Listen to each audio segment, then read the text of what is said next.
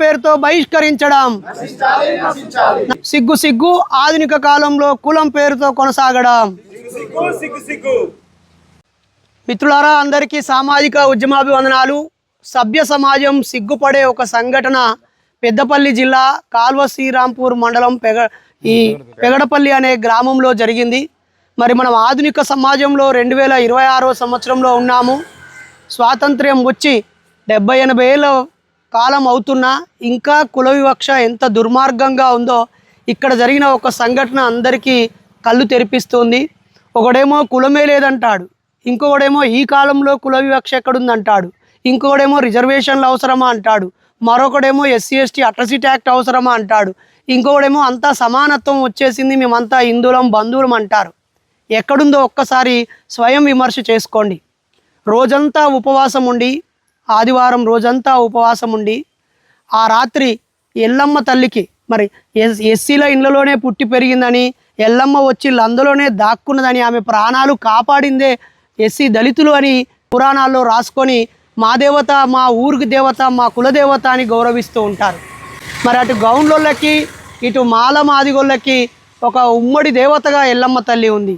మరి ఆ రేణుక ఎల్లమ్మ తల్లికి ఉపవాసం ఉండి బోనం పెడదామని పోయినటువంటి దళిత మహిళలకి మీరు గుడిలోకి రావద్దు అని తాళం వేయడం ఎంత అమానుయమో ఒకసారి ఆలోచించండి. అందరం సమానమే అని చట్టం చెబుతుంది, కానీ సమానం కాదు, కులాల వారిగా ఎవరి స్థాయి ఏంటితో మనుధర్మ గ్రంథం చెబుతుంది. ఒకవైపు మనుధర్మ గ్రంథం, మరోవైపు బాబాసాహెబ్ ఇచ్చిన భారత రాజ్యాంగం సమానత్వ గ్రంథం, అసమానత్వ గ్రంథం, అధర్మ గ్రంథం ఒకవైపు, మానవ ధర్మం సమాన ధర్మం రాజ్యాంగం ఒకవైపు. ఈ రెండింటి మధ్య ఈ ఊరిలో ఒక గొడవ మొదలయ్యింది.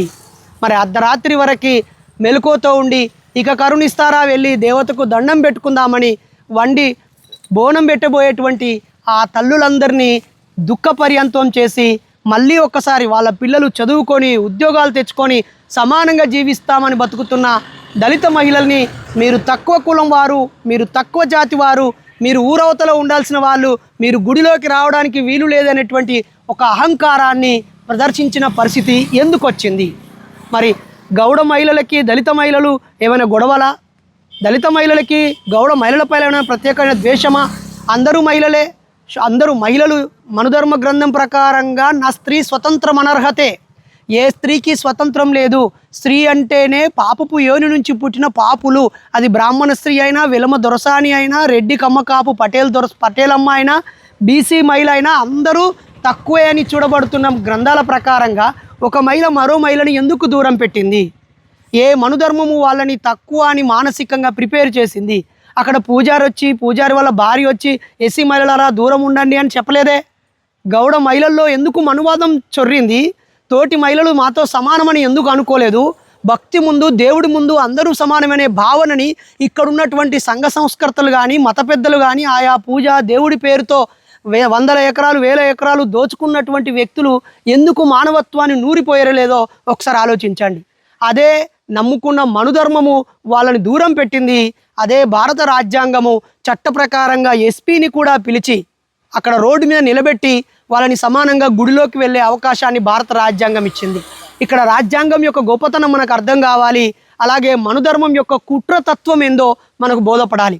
మరి ఇది రాష్ట్రమంతా ఒక్కసారిగా ఉలిక్కి పడేలాగా చేసిన ఈ ఘటన ఈ ఊరిలోనే జరిగింది. మరి ఇక్కడికి ఎస్పీ గారు వచ్చి వాళ్ళపై చట్ట ప్రకారంగా చర్య తీసుకుంటానని హామీ ఇచ్చారు. 20 మందిపై కేసు అయినట్టుగా 3 రోజుల క్రితం పత్రికల్లో చూసాము.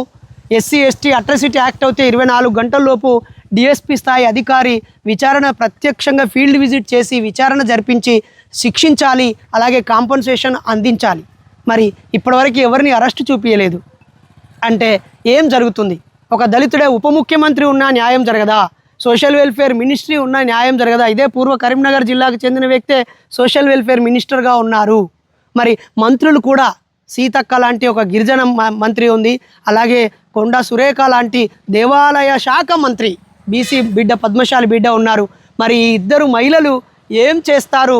ఈ మహిళలకి ఏం న్యాయం చేస్తారో మంత్రులు ఇక్కడికి రాకపోవడం సిగ్గుచేటు కాదా? ఉప ముఖ్యమంత్రి లాంటి వ్యక్తి ఉన్నా ఇక్కడ ఉపయోగం లేదా? ఇక్కడి నుంచే ఇది ఒక దళిత పార్లమెంటు కాన్స్టిట్యున్సీ. భారత పార్లమెంటులో ఈ ప్రజల యొక్క గొంతు, దళితుల గొంతు వినిపించడానికి బాబాసాహెబ్ ఇచ్చిన ప్రత్యేక నియోజకవర్గాల్లో ఈరోజు రాష్ట్ర మంత్రి వివేక్ వాళ్ళ కొడుకే కదా ఎంపీగా ఉన్నారు. మరి ఒక్కసారి ఆలోచించండి.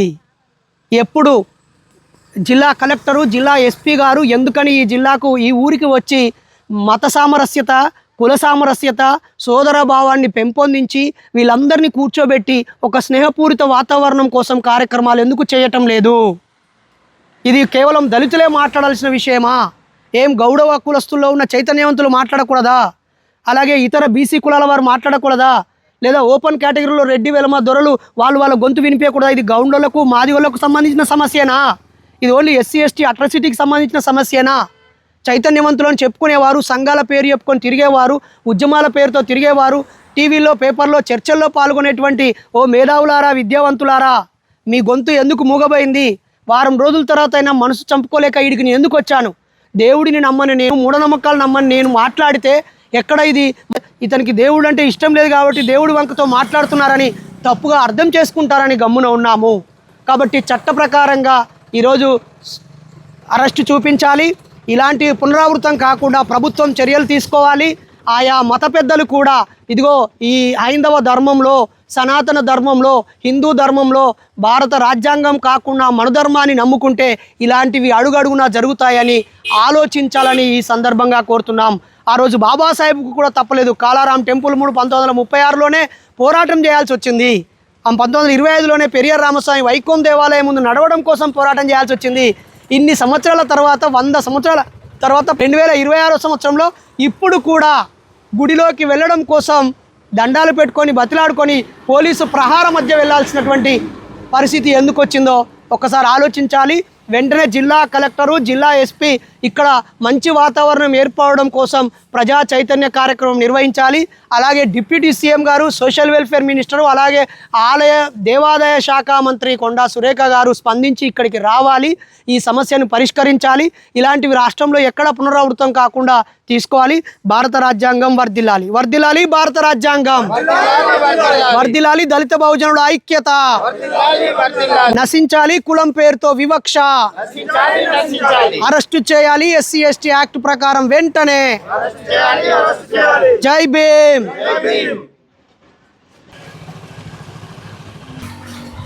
ఇట్రా ఫ్రెండ్స్, నేను మీ doctor Bairi Naresh. Welcome to Bairi Naresh YouTube channel. నేను ఈరోజు పెద్దపల్లి జిల్లా, పూర్వం ఇది కరీంనగర్ జిల్లా, కాల్వ శ్రీరాంపూర్ మండల కార్యాలయం ముందు ఉన్నాను. ఇదే మండలానికి చెందిన పెగడపల్లి అనే గ్రామంలో పోయిన సోమవారం, ఈరోజు కూడా సోమవారం, పోయిన సోమవారం జరిగిన సంఘటన రాష్ట్రాన్ని ఉక్కిరి బిక్కిరి చేసింది.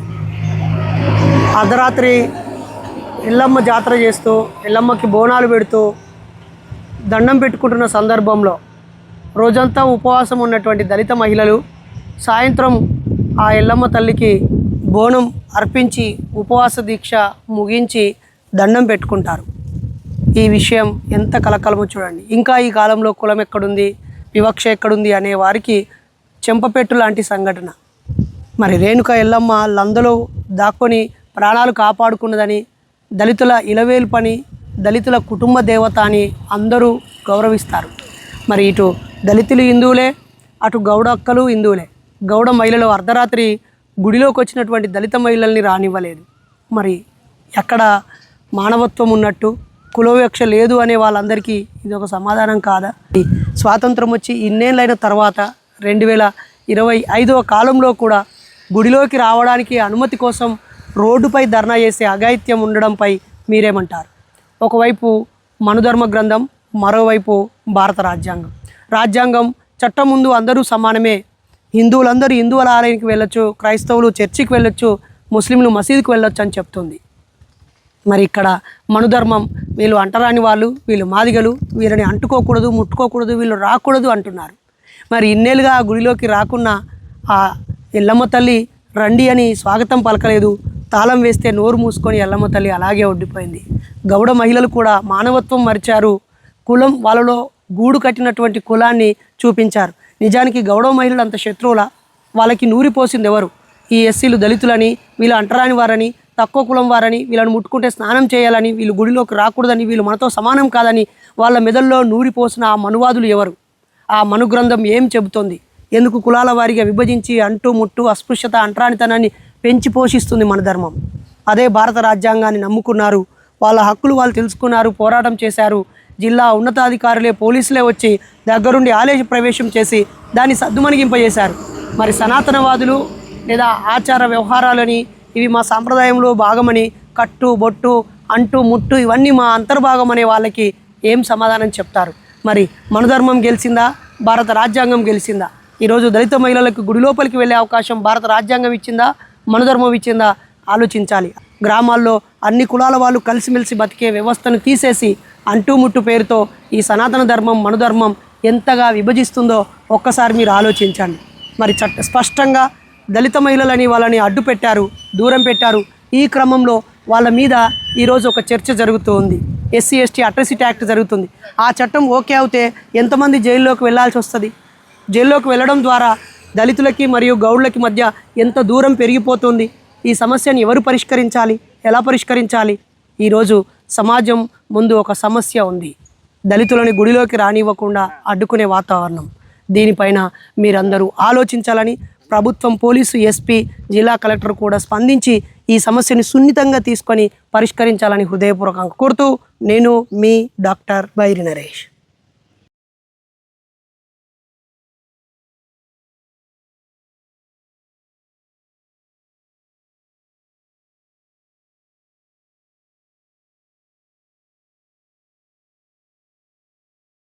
పేరుతో బహిష్కరించడం సిగ్గు సిగ్గు. ఆధునిక కాలంలో కులం పేరుతో కొనసాగడం